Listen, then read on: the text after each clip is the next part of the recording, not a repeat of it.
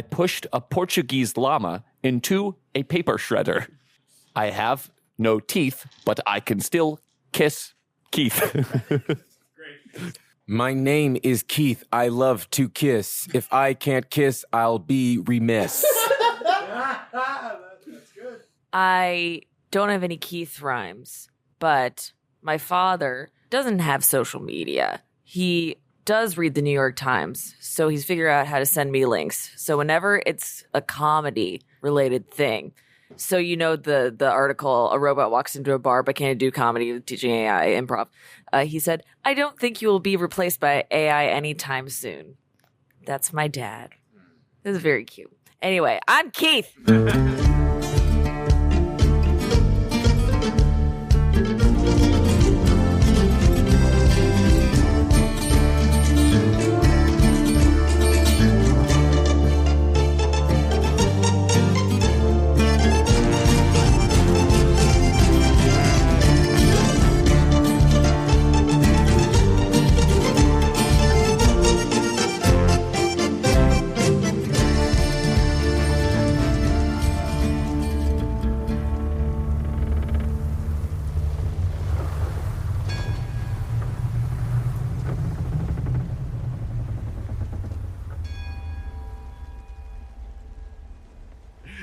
Dreff, what about Dreff? Dreff is just putting together his device. It's got a way for it to like hook onto whatever cargo is being like drifted away. He can just light the oil if he wants to, or if he does go the superconductor route, it's got like, you know, a place where you can put heated metal so that you could heat the metal. One thing that I would really like to see, because it's a question that we haven't really answered yet, we've pointed out that featherweave is notoriously difficult to break or cut. So how do you have to cut this featherweave in order to make alterations for it? What does that look like? So it is incredibly difficult to break or cut. The only way that Dreff knows how to do that is to use magic to reshape it.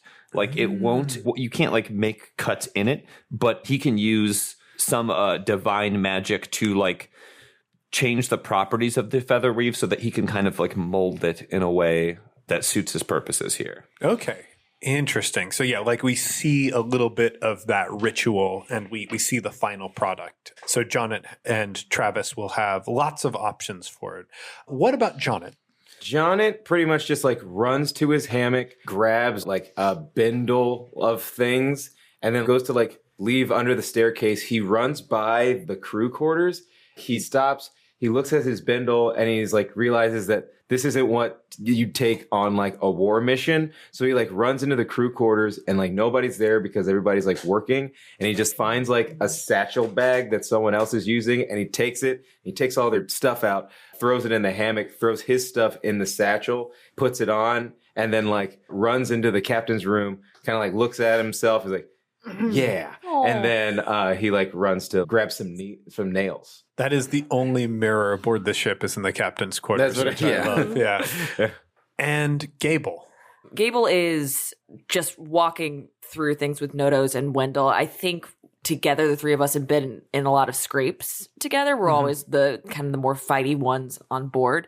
So we're just going over like logistics and outfitting ourselves and laughing. This is probably the most relaxed Gable ever gets is in the preparation for war. And I think I also want to outfit us with masks to cover up our identities. Yeah. Liz, what do these masks look like? I know that Gable has a big copper mask. Oh, very man, frightening. That rules. What is like the shape of the mask? It's like very flat, very matte. It doesn't have any features or anything. It's just like flush to their face, to the point where like it looks almost very priest-esque. And then I think for Wendell and Nodos, everyone kind of has their own thing. Like maybe Nodos has like a bunch of grease that he just forms up and slathers on himself, or like clay or something like that, or kerchiefs or something. So it's like a very like painted look for Nodos. And I think it's probably something similar to a woad for Wendell, who's less concerned with hiding his identity and more concerned with looking intimidating. I do like that we get this shot of Gable with your mask. It's a shining, gleaming mask. You keep it polished, and it does look like you have a halo just sort of gleaming off of it. I'd also like, we've got you putting your swords in place, and there is a moment as you are looking over the great sword. It's almost as if when you touch it, it can tell what you're about to do, where you're going. There is an excitement, a desire radiating off of it. How does that resonate with you? What do you feel about that? The great sword more often is not necessarily useful in battle, so it rarely comes out because it's huge. It's like almost like a Final Fantasy big ass sword. Yeah, it's tremendously Your large. Final Fantasy ass sword. Get your Final Fantasy ass sword out of here. Gun barrel, Big ass sword. Fire tail ass sword, man. Phoenix down ass sword. Get that X potion ass sword out of my That shop. nice little round table, 3-minute long summon sword out of here. Get that full match of blitzball ass sword out of my shop. You can tell, though, it wants to be used. Yeah, it kind of rings a little bit. Yeah. Like, Bring, bring, bring. yes, like a bicycle. Sword. How you doing? It's me, sword. And, as you lay your fingers on it, you can hear the crackle and pop of fire inside it. The rage of war is burning just behind this spiky-haired Final Fantasy-ass sword, waiting to be unleashed.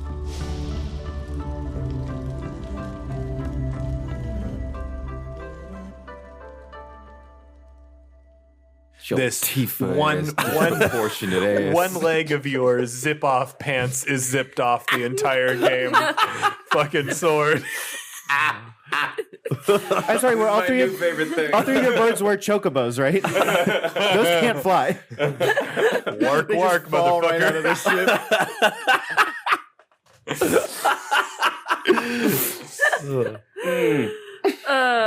But yes, it's a very emotional piece for me. I'm so sorry. Very tender moment for Very Liz. tender, very tender. Well, we all make video game references that she does not understand. Nope, not at all. You should play those games. They're very long. Super long. Plot doesn't make much sense. Gameplay off the charts. As a reference point, they're very fun. Did you get that sword on the second or third disc? Okay, last thing about Final Fantasy VII. When I was a kid, we were driving across we were going to Las Vegas, and my dad hooked up the PlayStation to like a tiny 5-inch Oh, hell television yeah. in the car, so I could play Final Fantasy. And I was just about to leave Midgar on that first disc, and my brother, I don't know why the disc wasn't in the PlayStation at the time, but my brother sat or stepped on the case. It scratched the disc up to the point where you couldn't play it, and I couldn't get to the second disc of Final Fantasy VII. And so I didn't finish that game until much later, because I just didn't have it. We ended up, my dad, who's a fireman, had a buddy who made bootlegs of everything. And so he had a bootleg Final Fantasy Disc 1 so that I could finally finish that game. Damn. With your fucking ass. Vincent Valentine ass. You squall Lionheart ... looking motherfucking sword. You fucking gun sword ass. Where you put all that materia slots in your ass. All right, I'm so done. It's night. It's night above the clouds. What time of day is it below the clouds? Below the clouds? This world has three suns: above the clouds, below the clouds, Under the clouds. under the clouds. We can see Things would be better. Weave above feather. Under the clouds.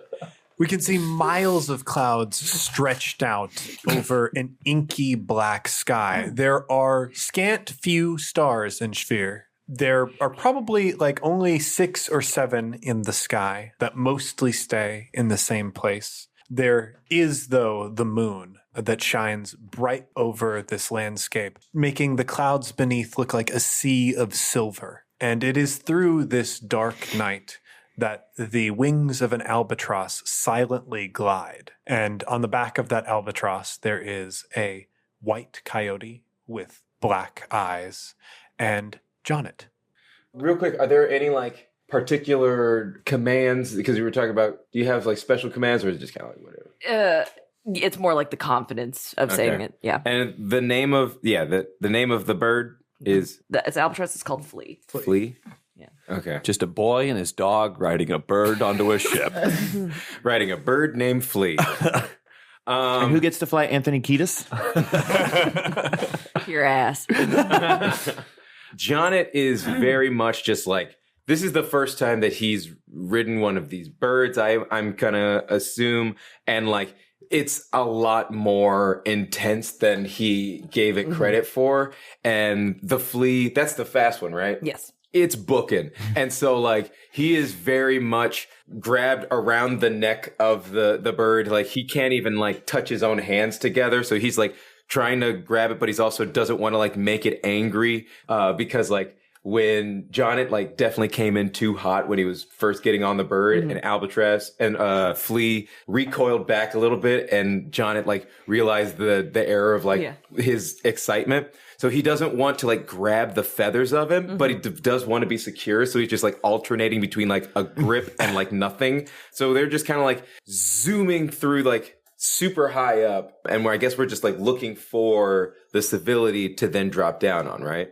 Yeah, I think so. And then lastly, when we were talking about earlier, just the mask, I thought it might be cool if like there are maybe, despite having like it being like a very hard material to cut, what if like scraps of feather weave can be like used as like, because you know, if it's not heated up a lot, it probably just still catches air really well. What if that's like kind of like the parachute system that we're using? Yes. Yeah, that is absolutely the parachute system. So like I feel like I think it is an uncommon thing to have those parachutes. So you have probably like one of like 5 that would be on the ship. So it's just like, and it's up to you whether you talk to anyone about it or not.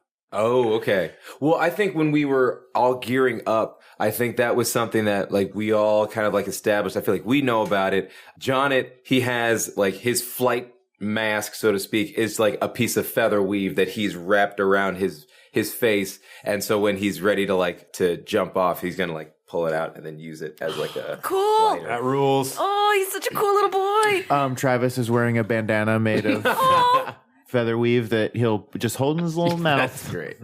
No, he's wearing it like a kerchief, like a good boy. Yeah. But when he jumps off. And then I guess when, because it's definitely going to happen. Okay, yeah. So do we? I assume we're going to see it. Do I need to roll anything or? Yeah, I don't think you need to roll anything to see it. You are exceptionally high up right now. I think this albatross is sort of made up for this particular mission. Because you've got access to magic, its feathers are dyed. You've dyed the underside of this bird to be inky black. That way, against the night sky, because there are so few stars, it's almost impossible to tell that it's there. But below you, I'd say about 200 or 300 feet down, and now just to like less than a mile out, maybe a quarter mile out, you can see lights dancing. They are the lights of lanterns and engines. Jonnit kind of like leans back to Travis. So, I'm thinking we start with the highest point. Maybe try and land in the crow's nest and then work our way down. I don't know if we should go for the deck of the ship. What are you thinking? Sure, that works. I mean, there will probably be someone in the crow's nest that we will have to remove. Right. Well, I just feel like if we go in low, well, the crow's nest guy might be able to see us. True. I'm happy to deal with him. Are you gonna bite him? You could have the bird deal with him. Ooh. Let's do that. Perhaps Flea could remove him for us. Okay. Hey, Flea.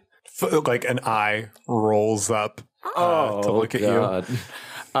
So we're gonna jump off in a little bit. There's a man in the crow's nest. I want you to take him out quietly. See if you can get him away from the ship too. So if he screams, no one can hear him. Do you understand that?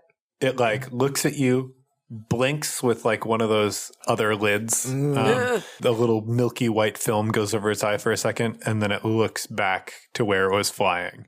So you think so? Maybe. Okay. Well, we're coming up on the target. I need a stealth roll from you. Okay. From both This of us? is the worst part. Rolling. This is going to be an average stealth roll with a blue die because you have dyed your bird. So average is 2 purples. Thank you. And I think I'll only need one of you to do it because you both have a yellow and 2 green, correct?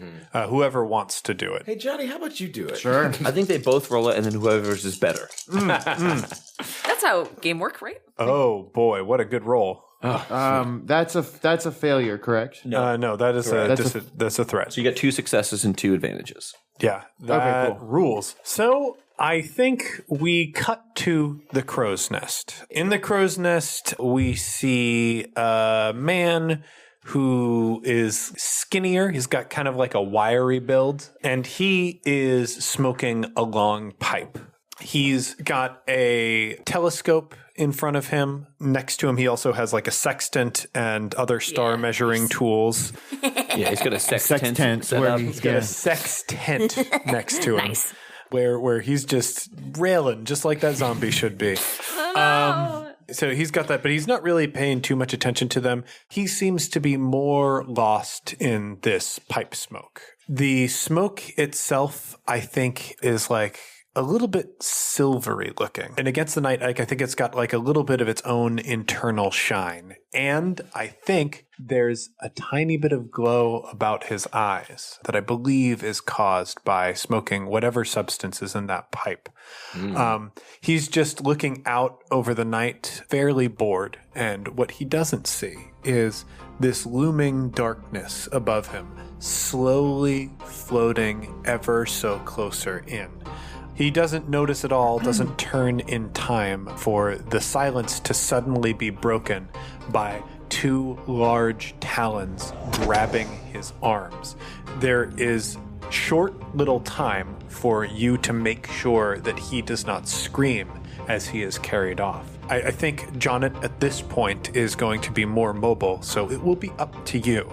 How do you silence this man? And you have so many different options to do this. So the way you described it, am I still on the bird? Yeah, you're still on the bird. He is in the crow's nest. The bird is essentially, before it even lands for you two to hop off, it is swooping down and just grabbing him with its talons. Gotcha. So he is going to attempt to scream before he's carried off, but sort of as the bird swoops in, you are going to do something to make sure he is not heard. So as the bird was like making its descent, Jonnit kind of like is immediately ready to go. When the talons grab him, Jonnit's already jumping off onto the crow's nest with his knife out. He's gonna slice his neck. Wow.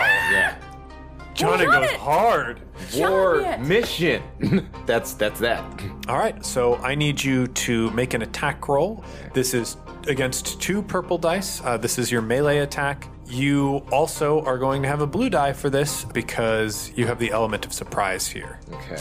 Now, if you like, you can also move one of these little tokens to upgrade your roll. This seems kind of like a make break moment, so I'm gonna do that thing. All right. Okay. Now, what do I upgrade? What? You will change one of those greens to a yellow. Sweet. Also, if I roll super well, I'm taking his pipe. Jonnit is having a discovery weekend. Yay! Are you kidding me? I think you are all right because those look like disadvantages. If you, Okay. Yeah. As long as you have like one sunburst Got on it. there. I have 1 sunburst and 2 threats. Okay, so I think you managed to do this. You like I like calling it a sunburst and a threat. You're using like one sunburst and one of the actual threats. what are the names of the actual thing? They're not paying us any money yet, so it's fine if we get game terms wrong. Holler at me, Fantasy Flight. Yeah, have your lawyers holler at me, fantasy. No, please don't. Please don't do that. Please do not. I don't want anyone to holler. I cannot go back to jail. I'm Fantasy Flight. The bird swoops in, and I think Jonnit has repositioned himself. Like, I imagine there's some sort of harness or saddle on these birds. You've maneuvered yourself so you're like hanging off the front clasp of this saddle. As the bird lands, Jonnit drops in front of this person, and that's the first thing they see. Like, the pipe sort of drops from their mouth in surprise. Jonnit, there is a moment where your landing is not as perfect as you imagined it. You slip a bit. That is going to cause you some stress because you almost tumbled from this crow's nest down to the deck below. So take 2 points of strain, but your knife moves forward and catches this man by the throat just as the bird's talons close around his shoulders. It is a horrible sound, but it is not a loud one as his throat is slit. And we can see on his jacket, which I think is a blue jacket, there is a silvery looking insignia on the front that is just like a silver plate with a red feather laid into it with enamel. As this is happening, Jonnit, like, he does it, but it's like, it shakes him a little bit, but then he drives the knife into his neck, and then, like, there's a moment of, like, him just kind of, like, processing that he did that, and then he's like, oh, no. So he's, like, trying to very quickly remove... Does the bird still have him? Because I feel like he would want to, like, remove the jacket from this guy before it gets covered in blood, so he can maybe just have the jacket to, like... So I think if you had advantages on your roll, gotcha. you could have done that. Yeah, for sure. But you're a little bit rattled. I have a very question. rattled. Has Jonnit killed before? I mean, he very well could have. I feel like Jonnit is at this point where, like, he has had to kill before. This is something that he will very much process maybe, like, in a day or two, if things go well, that he watched a man, like, bleed out from the neck. But, like, right now, he's very much on this... Also, the red feathers have taken things from you and your family before. So it's not as though you see this as, like, some innocent bystander. This is a person who is part of that organization. Yeah. So he's just like, shh, and then just kind of, like, lays him down. It's not even laid down because he's carried off by that bird. God. He's going to get dropped somewhere. Oh, man, that's so cool. The bird swoops off. There's a silent moment where Jonnit gets to collect himself, and then the bird returns very shortly, landing on that crow's nest once more, this time allowing Travis to dismount. Well done. Thank you. Let's get down this ladder. Carry me.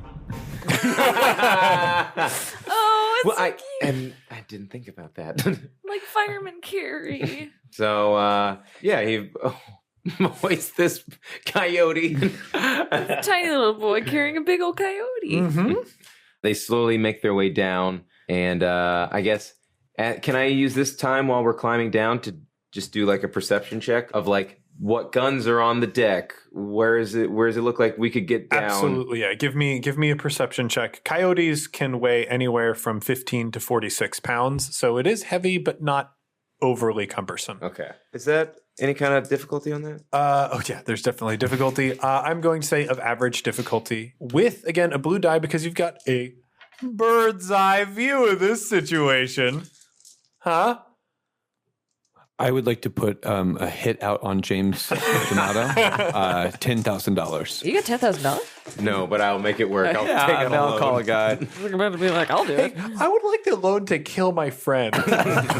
It was a James D'Amato? Oh, absolutely. Yeah, we'll make that happen for you right away. Thank you for coming to Chase Bank.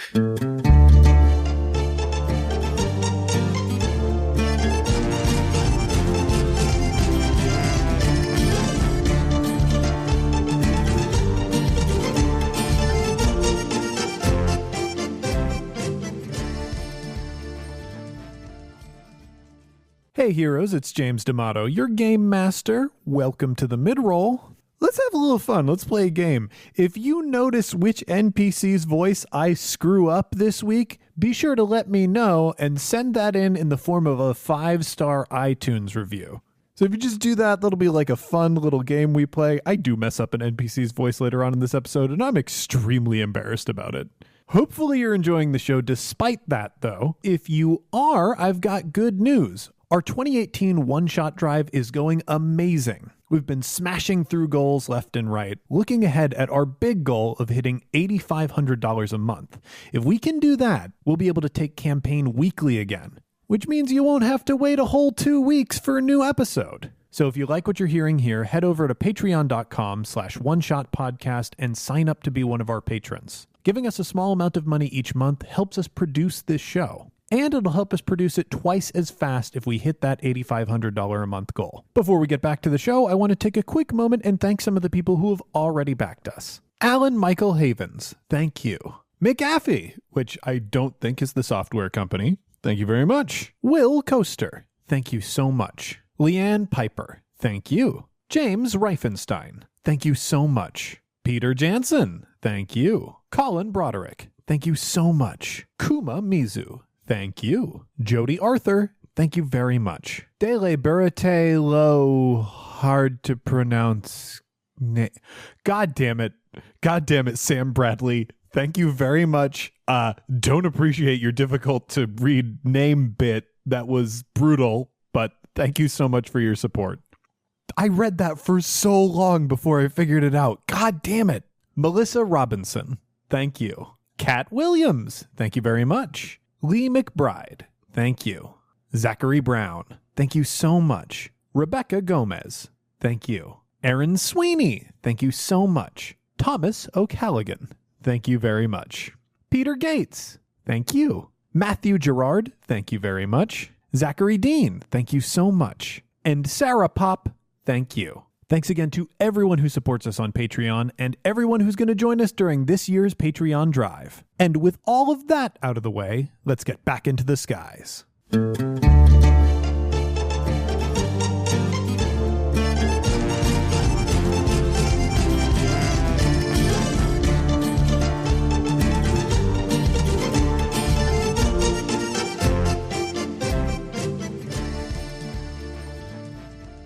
Okay, so we have 2 threats. So that's 3 successes and 1 threat.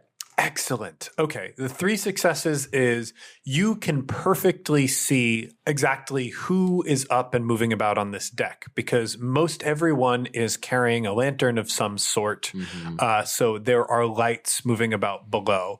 It does not take much time for you to mark exactly how many men are above deck at this moment. And it looks like it's just about 10. Okay. There is someone manning the wheel. There are a few folks who are manning different parts of the rigging. And, you know, it does look like they have there was the Star Watcher above, but there are night watchers, you know, who are just making sure that they see anything coming from all directions.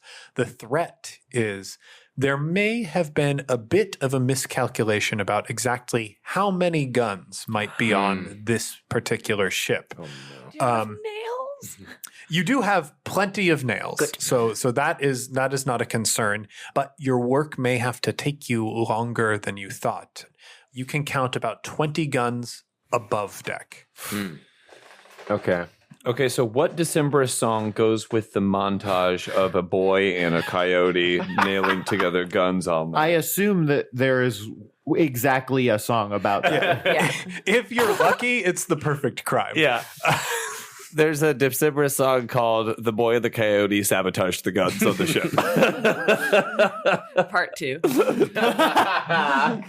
I am a coyote boy. Coyote boy am I. So I think as we're sort of like heading down on this ladder, I'm like taking stock of it as like, Travis, there's way more guns on this ship than we thought. Looks like we're going to have a long night. Okay, this doesn't change anything. Doesn't change the plan.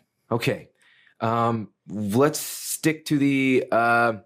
So I feel like when we're in the planning stage, like as we're doing this, it was probably established. All right, if push comes to shove and we can't disable all the guns, then we pick a side of the ship and disable all the guns from that, as many guns as we can from that side. So port is left, starboard right. Stage left and stage right. Yeah, they use stage left and stage right. So it was like, all right, well, I guess let's touch down and get to work on the port side guns. How do you want to hold these nails? I just assumed that you would be doing it all, and I would be here for support and encouragement. I thought you would help in some way. Oh, sure. He quickly stands on his hind legs to be like, oh, just hand me the hammer. And then he falls back down. I mean, hold the bag. He is also the perfect person to keep watch because he's got night vision in addition to, being able to hide better than you and move those quite silently. coyote goggles were expensive, but I think it was worth it. So I guess we just we try and find a hole in like the traffic pattern of the deck guards, and then we just. How difficult is it? I'm assuming that it's just like we're just dropping a nail in, maybe just like bam, bam to like make sure it's in there. Yeah, really, a nail just needs to be secured in order to spike a cannon. The problem that you will face is how you do this quietly, which I am interested to see what ideas that you come up with. So right out of the gate, my thing is Jonnit takes that feather weave, takes it off, bundles it up as in tight up like a square as he can, and then he uses that so it goes cannon, nail, feather weave cloth, and then whatever, and then just like a tap to try and dampen the sound. Excellent. Here's what I will need. Now, are you going above deck or are you going below deck? I think right now we're staying above deck. We'll work our way down. Yeah. Okay. One thing that may occur to you is that there will be, ideally, if this plan goes off without a hitch, a battle happening above deck, which might mean the above deck cannons are not as much of a factor.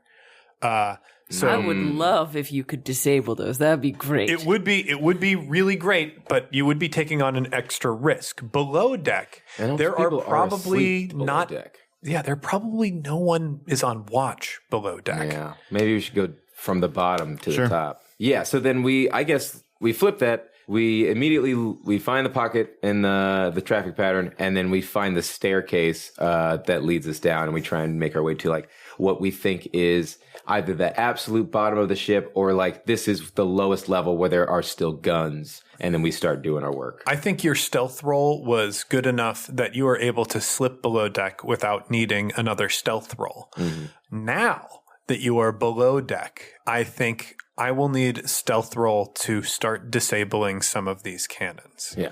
I think in this circumstance, the feather weave, I'm going to say, because it doesn't tear very easily, I think it's also going to be tough enough to dampen like the impact so that this isn't making an overly loud noise. Yeah. So I'm going to say that you have an extra blue die on this.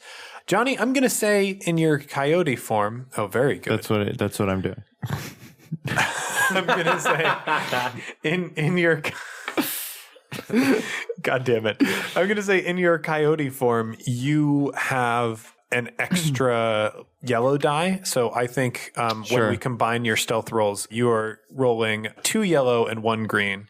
And this is going to be against an average difficulty. 2 yellow, 1 green. So take away one of those greens and roll away. All right. Oh, okay. All right. So we got ourselves 5 successes and 2 threats. Wow. I think the very lowest level of this ship, like you have just like climbed straight down, and like we're moving level between level of you silently climbing down. You can see that indeed most folks are asleep. There might be on the very upper levels like a dim lantern or two. You sort of kept your eyes out to look to see if you saw anybody. You didn't, but the fact that there are lanterns on might mean that there are some men still awake. But as you move to deck 3 and eventually deck 4, it is deathly silent here on these lower decks. And I think the cargo room, like you do pass on deck 3.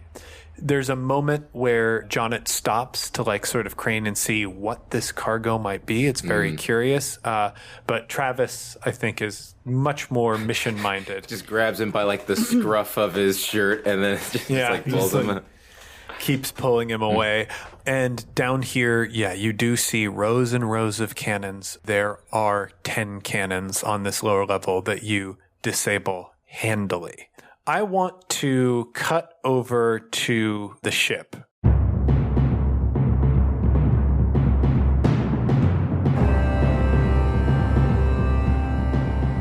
I imagine that y'all are in a position where you are able to watch through a telescope what is going on this ship.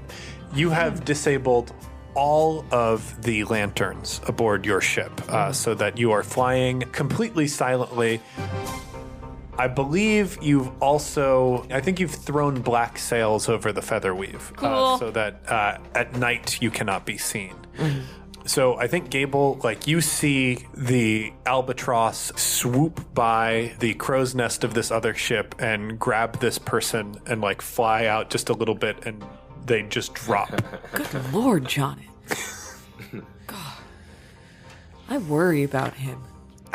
He's fine. It's just, I know what it was like to be young, and he takes to this life a little bit too well. There are lots of people who take to this life pretty well. Well, you're Wendell? Yeah, I imagine. I hope this is the same voice. Every episode they change. Wendell, I want you to feel a certain sense when we get on that ship. I want you to have a good time. Oh, I'll be having a good time. You can believe that. That's what I'm counting on. What about you, Nodos? How you feeling? I feel ready. I'm waiting for the drop. How long must we wait? Until the sun rises, you know this. Or until we get a signal of. By the way, Dref is eye to the eyepiece of the spyglass and is constantly scanning and surveying the ship. Or until we get some sort of sign of distress, an explosion, or something of the sort, and then we would, of course, attack at night, which is why we're all here. Yes. Would this eyepiece be able to pick up? I mean, if you're able to see, would we know that the extra guns were there? Or would we be sure. able to mark the ones that we've disabled with anything noteworthy, or is that overthinking it? So, yes, there are ways that you could signal to the others. The thing that you'd want to avoid is it being something that the folks on that ship would notice. But if you think of something. I mean, maybe we just have a mirror that we can reflect light. This one. Yeah. That one. Reflecting the moon. Can I roll a perception check to see if I pick up that? Because he's disabled the 10 guns on the bottom deck. Yeah. Do I have any advantage because I'm using a spyglass? Yes. And it's an average? Yep. Ooh, I think that's a failure and an advantage. So it's hard. One of the things that you're sort of contending with is there is no real light to reflect that off of. There is the light of the moon, but it's not exactly strong. Yeah. You can barely see the outline of this ship, and mostly what you can see are the light of those lanterns. But Gable, you are at one of these spyglasses, and a chill runs down your spine as you see walking out onto the deck of this ship at night is someone dressed up in the robes of the Church of the Slain God. I want to know from you guys, what do the vestments of the Church of the Slain God look like? They are pretty, I think, elaborate. This is a wealthy power in the world, and very distinct. What's a rich people color? Purple. Yeah, purple. Purple and red is a pretty gaudy combination. That's pretty good. Okay, yeah. So purple and red vestments. What are some other details? Maybe not everyone, but higher up, people wear masks that almost look like plague doctor masks. And this person is most certainly wearing a mask. So they're part of the church, right? Yeah. Yes. Okay. Yeah. This would be a leader in that church. I feel like their clothes kind of mirrors. It's a more sinister version of formal long attire that T'Challa was wearing in Black Panther, where it's just it's kind of form fitting up top, but it opens up into a more of a roby, flowy thing at the bottom, cool. And it's sort of that deep royal purple with just crimson red highlights throughout. Ooh. Yeah. Oh, I love that. So the Church of the Slain God is, what's their whole public thing? Is that just God is dead? God is dead and he died because of you. like some religions that we might know, but it is not a friendly or joyous thing. So, because they're saying the state that the world is now, how angry the seas are, the riling of the mariners and everything else, that is because you failed God. So I think that the masks that they wear, they're not like a traditional like mask that you'd put on. It's more like it's got like a latch that like opens it up so you can see their mouth and closes it, kind of like a, not like a gorget, but like the mouth of Sauron kind of thing. Yeah, it's like more like a piece of armor than a mask. It's like very metal. But on the front of all of these are like big teeth, but they're frowning and their mouths are bloody. Yeah. And like the blood is to remind you of the sacrifice of God, and the frown is to remind you that the world is like an imperfect place. With the clothing, like it's very like loose and flowy and clothy at the bottom, but as you get further up, it becomes more like adorned with metal. And then when you finally get to like, it all caps off with like that creepy mask. Yeah. Yeah. The big bloody metal frown, basically, a toothy frown, is meant to unsettle you. It's meant to look unnatural, and that like no one smiles and frowns. And zipping back to the deck of the Uhuru, like this figure turns, and for a moment it looks as though they are looking right at you, Gable, and you feel like the dance of anxiety, seeing the vision of someone from this church. I would also love if they had like some scent associated with them. Ooh. So like some terrible, like either they're trying to, like something too flowery that they're trying to cover up something else, or sort of like a posy type thing. Yeah. Along with the plague doctor thing. That's good. Did you have a scent in particular that you wanted? Jasmine.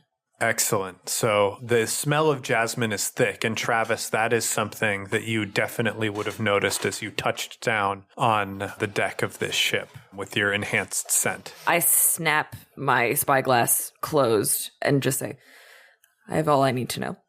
And I think what I'd like to just start doing is passing around a really tough liquor, because that's kind of like our pre-battle thing. So me and Nodos and Wendell start like pouring it out, and then we hand it over to Drev. So yeah, this like shots of this liquor go around.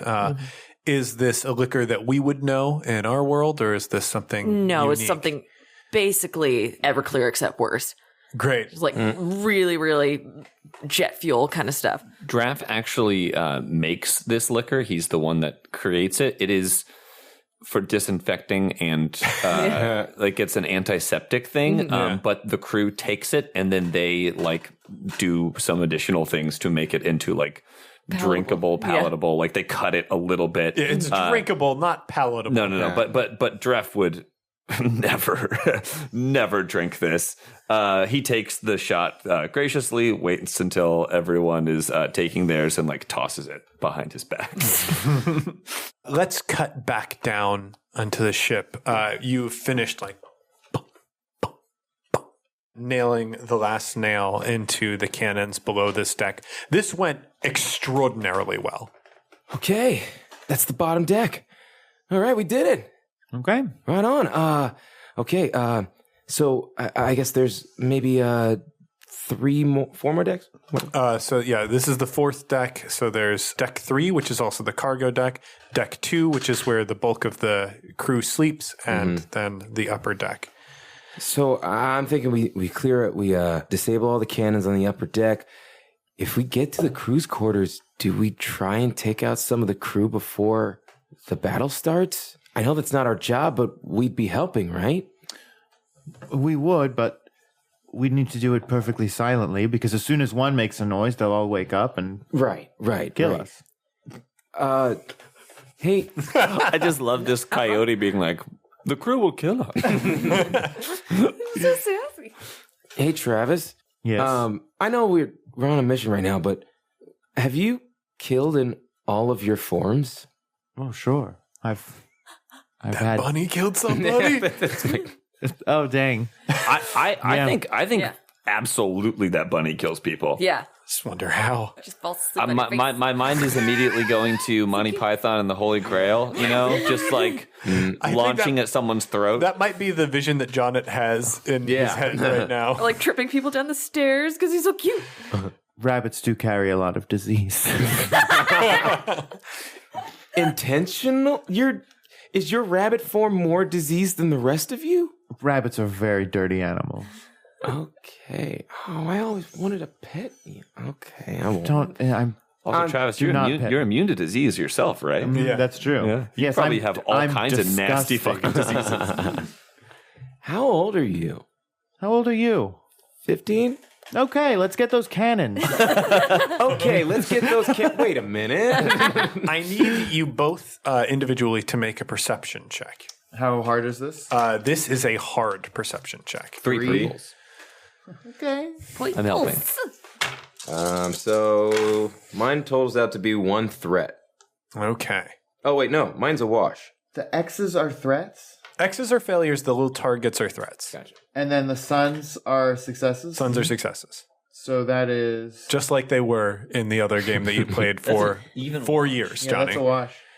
Both of you got even washes. Okay, so then I think there's nothing that prevents this from happening. What? You move like above deck on here, moving like silently, looking around. You see no torches or anything.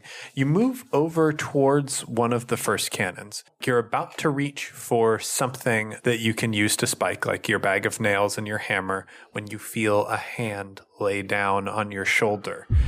You whirl around and find yourself face to face with a large man. Magneto. Large Magneto. From the X-Men. And he goes, "Have you seen any Nazis? I'm here to murder Nazis." That was a fun scene. And now the podcast starts. He grabs the bag of metal nails.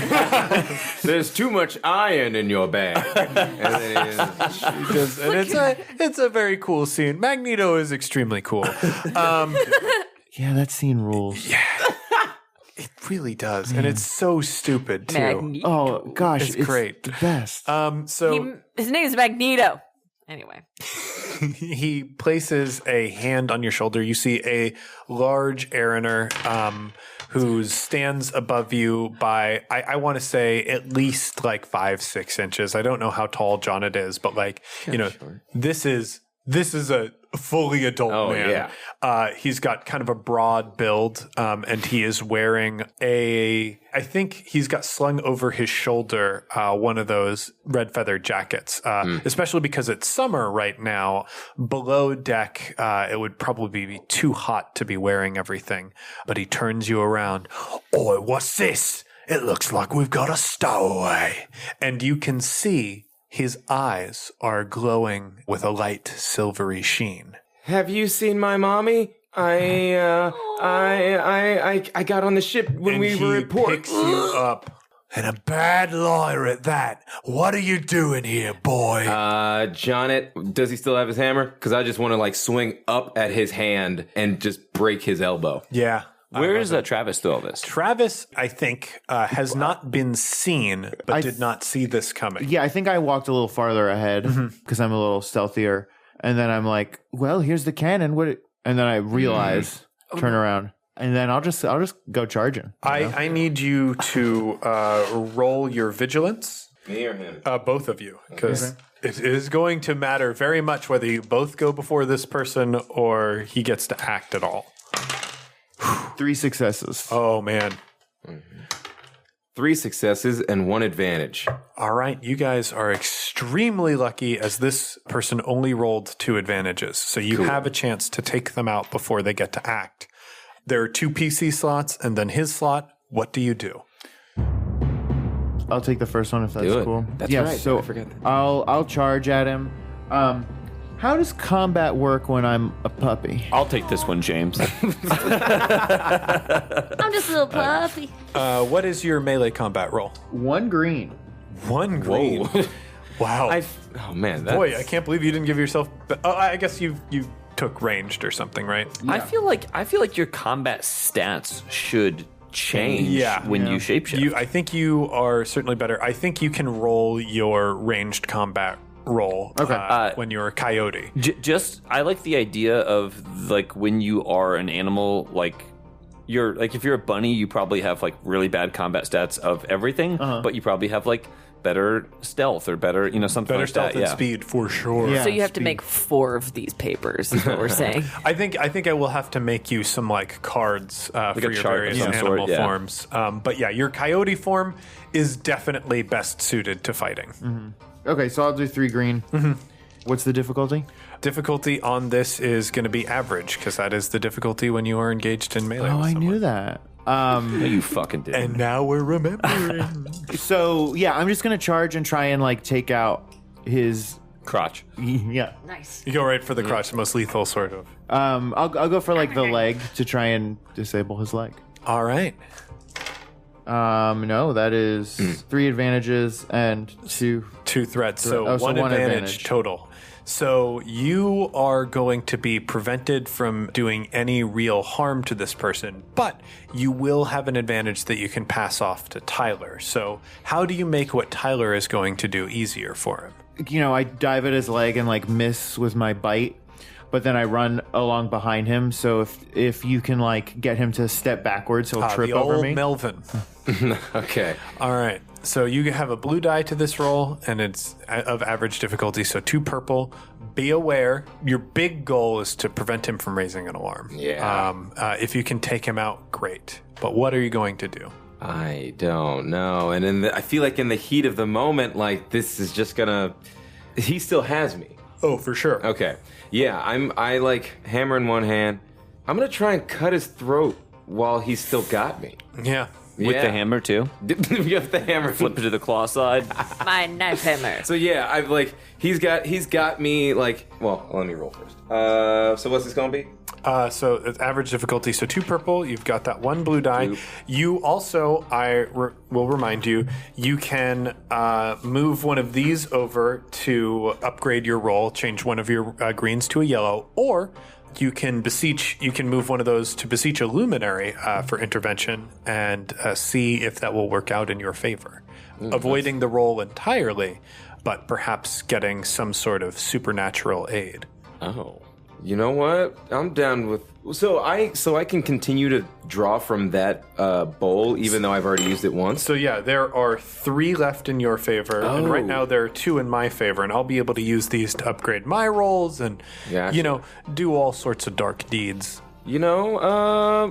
Let's. I don't know about these mechanics yet. Let's keep going with the luminaries. All right then. So Cling, cling, cling, cling. now draw your luminary. And this could work. This could work out bad for me too. Oh yeah, for sure. Okay. No. But you are beseeching the luminary for aid. The perfect crime. There it is. Yes. So everything in this situation works out in your favor.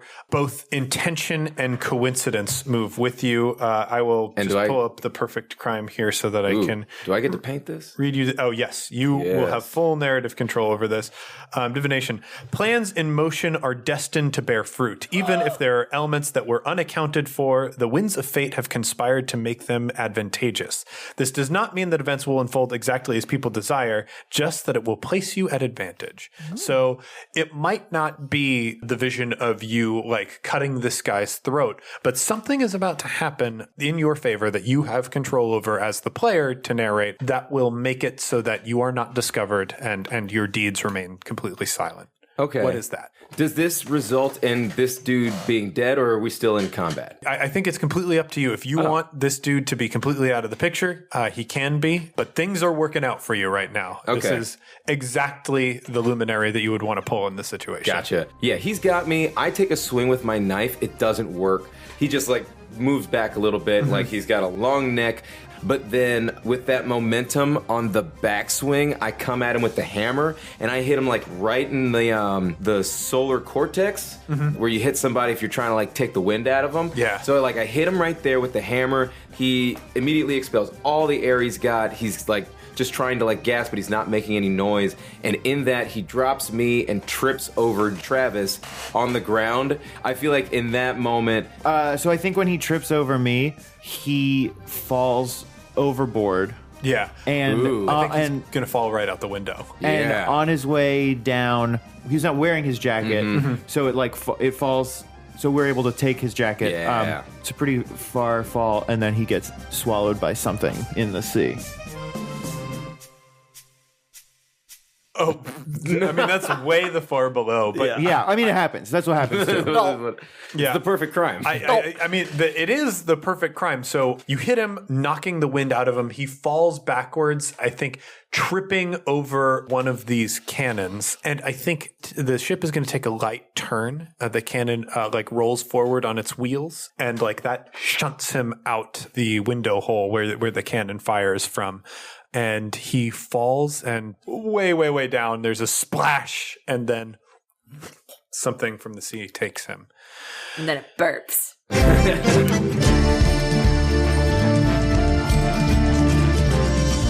It burps and it does a fart because we can't get away from George Lucas. He's still a part of it.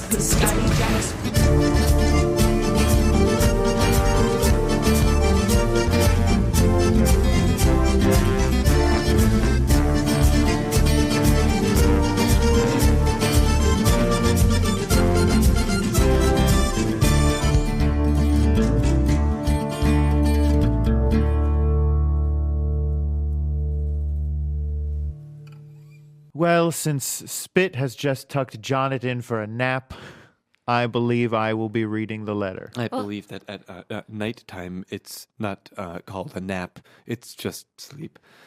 Are you sure this is good procedure? Spit is very particular about reading all of the letters we receive. We just won't tell him we did this one, and then it's fine. Okay. There is actually a procedural chart for the designated survivor if Spit is unable to do his duties. Travis has actually guessed the correct order. Would you like to wager a guess as to who is next if Travis is incapacitated? Nodos. It is Nodos, correct? Yes, it is Nodos. It is little Johnny. Little Johnny the cabin boy. Then it is Jonnit. Then it is Gable. There is a piece of sentient slime that lives in a beaker in my pocket. And then it is me. Did you put yourself at the end of the list deliberately? The slime put me in my place. Now, just for posterity, since I don't have the chart in front of me, if you could run that down again, just so I can commit it to memory. Yeah, Yes, absolutely. It is Spit, Travis, then it is Nodos, then it is Little Johnny, the cabin boy, then it is Jonnit, of course, from our crew, who has just been tucked Spit into bed. Then it is Gable, then it is a piece of sentient slime that I keep in my pocket, and then it is me, and yes, the slime did pass me up on the list by putting me in my place. Wonderful. I'm Wonderful. quite honestly very impressed. Honestly, it's so late at night, as we have mentioned, with the tucking in. I am super impressed that I was able to do that. We're all very impressed with you as well. Do you want to go ahead and read these letters? Yes, I would Travis, love please. to. Dear Uhuru Quartermaster, Oh, that's me. No one good ever to know. Oh, it's good for me to remember. I am writing to you today by fastest giant albatross to present you with a Brag. business proposal of utmost urgency. I am a professor working on an intelligence-boosting research in the far south. I was excited to announce to the university that we succeeded in building a helmet that makes animals more intelligent. We were hoping to continue this research and extrapolate into building helmets that worked on humans.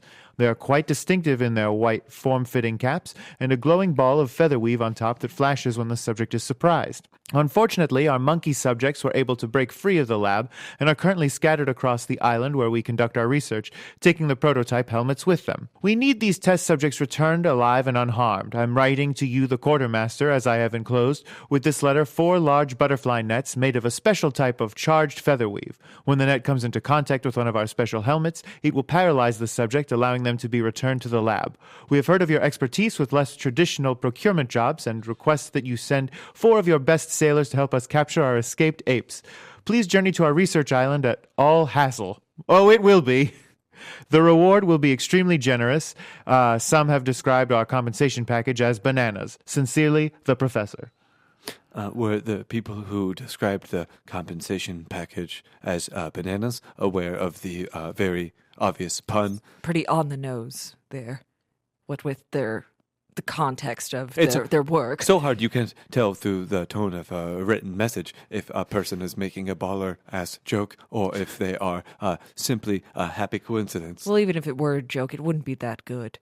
I disagree. It's the best joke I've ever You enjoyed it? Yes, I enjoyed it very much. What other jokes do you like?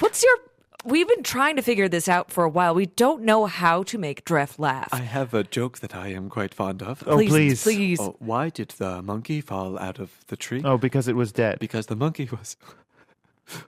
because the monkey was dead. Is that how you laugh? Is that?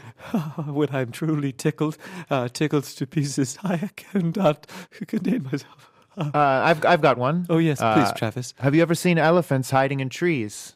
No. Have I ever seen elephants hiding? I don't believe I have. Oh, they're pretty good, aren't they? Oh, that is a good one. Mm-hmm. That's a good joke. I'm the type of person who likes to say that's a good joke, but I never laugh. But you never laugh. No. But I acknowledge the work. How do you get... your joke reminded me of another. How do you get down from an elephant? You do not. You get down from a goose. To get a feather from an elephant would be illogical. Well, I think we can officially start our Uhuru open mic. I think we've got plenty of material here. I would never be able to get in front of a No, we crowd would of body sailors. Their that's true. jeers would be too much for my... And our crew is quite body. They're very bawdy, and they're very mean. If their tunes are any indication, the bodiness of which carry throughout the ship. So as far as this message, I'm sorry. This seems like very much what I think the general saying is a you problem. Oh. Because, I don't know, it speaks words and worlds to me, the fact that you are attempting to refer to these monkeys as just your property. If they're intelligent, as you say, then I assume that they've struck out for something that appeals more to them. Appeals? Also, Another great like reference to a banana, which is a very... you can funny say that those monkeys joke. wanted to split.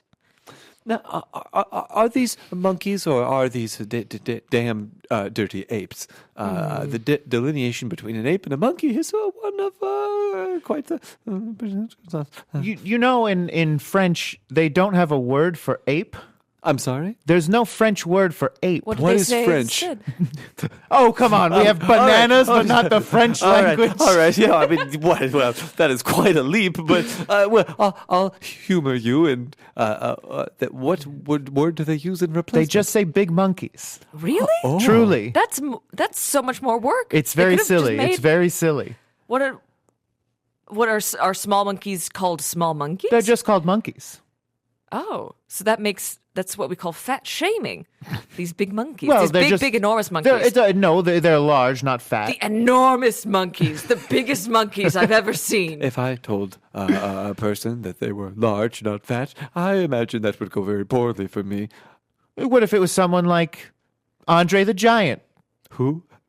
Okay, so it's Bananas, Friends, and Andre the Giant. Those are the... You know, Andre the Giant, the large man on our crew. Yes. Okay. Large man. Why isn't Andre the Giant in our designated survivor list? He's a pacifist. Oh, that's true. Yeah. He's the worst type of person is a pacifist. He's a conscientious objector. So he just yells a lot. Yes, he yells. And he's got a squeaky little mouse voice. He's not afraid to make his posse fight for him, though. That's true. That's true. Yes, he's not. Andre the Giant has a posse. Yes. Yeah. I would say no. Well, they're only asking for 4 members of our crew. We could send some of the... We could send Andre the Giant. we could send Andre the Giant. Ha, ha, ha, ha. He's a pacifist. You're screwed. Ha, ha, ha, ha. Well, they want the monkeys unharmed. He's not going to have to fight the monkeys. That's true. Yes. Maybe Fight it's. the monkey. I'm sorry. Are you singing? No, I had a lump in my throat. It's gonna come up in the talent show night, the open mic. We're gonna make Dref I sing. don't imagine it will. What if this is a super monkey ball situation where you just have to shoot the monkeys down and then they'll come back? Is that what Super Monkey Ball is? This is the first time I'm hearing of a Super Monkey Ball and France and Andre the Giant and so many fun inventions. Today. It's a fun game I used to play with sticks, where we used to pretend that there was a monkey, and we used to have to hit that monkey down because that monkey was too super, and we just hit it. Oh, man, it makes logical sense to me. Now, I'll be honest with you. I, too, thought this was a Super Monkey Ball thing, but instead I Googled Monkey Island, which is a different thing. When spit is not here, the decorum goes to shit, as they say. You Googled it. You yelled to our parrot named Google. Oh, boy. Yes, that's a canonical thing as well. Yes, our parrot Google, and he told me that Monkey Island is a game. You should bang it with the parakeets. Or you could always ask Jeeves, or Toucan. I only talk to the parakeet when I want him to say dirty pornographic things to me. Talk about body. If I said you had a nice body, would you parakeet it against me? I prefer to read the things that we've written on our nets. You know, our Netscape. Oh boy. Oh boy. But what about Monkey Island? Oh, I don't know. It was just a different thing, and I'm not really sure which one of them it is, but I'm pretty sure it's one of the two of them. All right, I agree. Must be one of the two. Well, have fun and enjoy your terrible trials. We won't be seeing you soon. Goodbye, Professor. Your ass is freaking canceled, my dude. So you've been roasted. Have a good summer. Hags on your ass. KITS. On this page of Pearly White, I got so hungry I took a bite. I'll write that on the return letter and rip the corner off. Oh. That's a reference to what? To a yearbook. That's what assholes do to yearbooks. Campaign Skyjacks is a one-shot network production. For more information, be sure to follow us on Twitter at @CampaignPod for updates about live shows and other events we might be doing. You can find more great gaming shows over at oneshotpodcast.com. Like Backstory. Backstory is a cozy, thoughtful interview show featuring the most fascinating folks in role-playing. Join host Alex Roberts as she gets to know game designers, LARP-wrights, scholars, community organizers, and more. From emerging artists to seasoned veterans, guests open up about their creative process, what keeps them engaged, and their visions for the future of role-playing. Jonnit Kessler was played by Tyler Davis, who can be found on Twitter at TylerADave, on Mainstage with Second City, or at I.O. with Devil's Daughter. Gable was played by Liz Anderson, who can be found on Twitter at LizAnderson___, or at Comedy Sports Chicago with the One Woman No Show. Travis Madigo was played by Johnny O'Mara, who could be found on Twitter at Johnny and Briefs, or on his podcast, Dilettante Ball. Dref Wormwood was played by John Patrick Cohen, who can be found on Twitter at JPSoFly, on stage at I.O. with Devil's Daughter, or on his podcast, Hey Riddle Riddle. I am James D'Amato, your host and game master. You can find me on Twitter at OneShotRPG, or on my other podcast, One Shot. The original music featured in this production was composed and performed by Arnie Parrott. You can find Arnie on Twitter at ARNEPARROTT,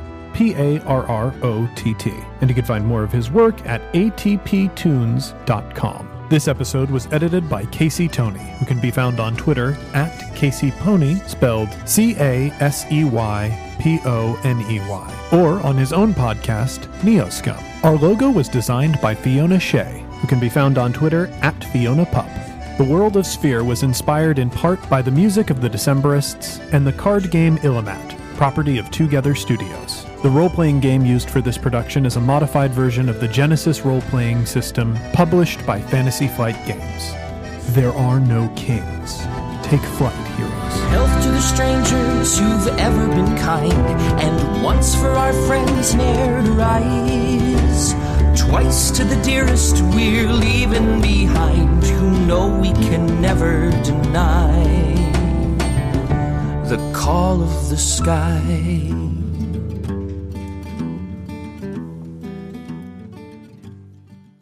That's one. That's one. Was it a monkey ball thing? It has to be some kind of video game, or like Planet of the Apes.